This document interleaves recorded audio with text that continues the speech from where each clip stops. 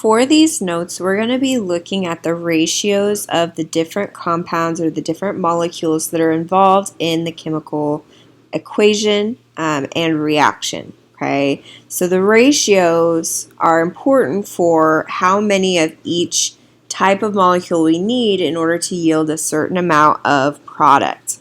Okay, so for the first one here, we have a balanced equation of 4 moles of iron plus 3 moles of oxygen, O2, diatomic oxygen, yields 2 Fe2O3, okay, which is iron oxide. So for this synthesis reaction above, we can set up ratios to compare the numbers of moles of reactants and products, okay? So for every 4 moles of iron, I need 3 moles of oxygen, of O2, which is what I have here as a ratio. Okay, for every 4 moles of iron, it's going to be able to produce 2 moles of my iron oxide. Okay, so I have that ratio here. And then lastly, for every 3 moles of O2 I have, it's going to yield 2 moles of my iron oxide. Right? So what I can do is I can easily figure out, using these ratios, how much is going to result or how much I'm expecting if I know the amount of moles either produced or that I am starting with as far as the reactant. So if the reaction resulted in 8 moles of iron oxide, how many moles of iron and oxygen reacted? Okay, so I'm going to start with my 8 moles of iron oxide. So here, I even have it in green because that's our starting amount. I have 8 moles of iron oxide. Okay, I'm going to put that over 1. Now, whenever we're setting up ratios, you want to make sure that whatever you have up here is going to be dropped down to the bottom of our ratio. Okay, so since we have the iron oxide here, I need to have iron oxide here. Right, and then for this first one, I'm trying to go to iron. So the ratio that's going to help me is that for every 4 iron, 2 moles of the iron oxide are produced. Okay, so since I'm starting with iron oxide goes down here. 2 moles of iron oxide is the ratio of 4 moles of iron. Okay. So I'm going to multiply across, so 4 times 8, and then divide by 2, and I get 16 moles of iron is needed to produce those 8 moles of iron oxide. Okay, same thing with oxygen. Again, I'm starting with 8 moles of Fe2O3. I am going from iron oxide to oxygen, so here is the ratio that best fits that. Okay, so again, I started with Fe2O3, so I need that in the denominator. The ratio is 2 to 3 moles of oxygen, so I have my 2 moles of iron oxide here to 3 moles of O2. I multiply and divide, and I get 12 moles of O2. Okay, so very simple stuff, very simple, either just multiplying and dividing.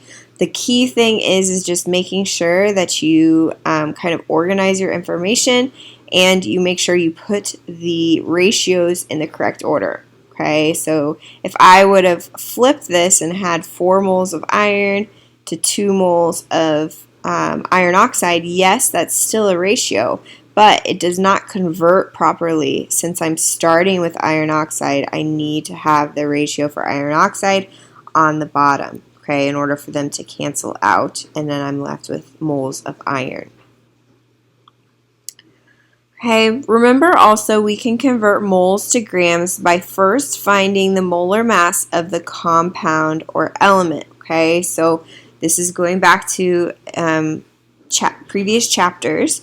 So for just iron, Fe, okay, there's no subscript, so we would just take 1 times the mass, the molecular mass found on the periodic table, so 55.845, and then this would be my molar mass for that iron.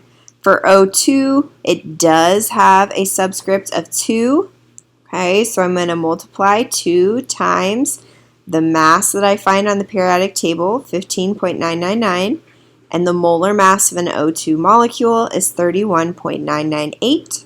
Okay, and then for the iron oxide, there's 2 iron atoms and 3 oxygen atoms, so 2 times the mass of iron, 3 times the mass of oxygen. Add those together, and the molar mass of my iron oxide is 159.687, okay, grams per mole. So what I can do is, if I know my ratios and I know my molar mass, I can convert between grams and moles of the different reactants and products. Okay, so for this question it says, if 40.2 grams of iron were heated with enough oxygen, how many grams of iron oxide would be produced? Okay, so they're talking about 40.2 grams of iron. Okay, so we're either going to use this one or this one, and it says how many grams of iron oxide would be produced. So we're concerned with iron and iron oxide. So this would be the ratio that we're going to use.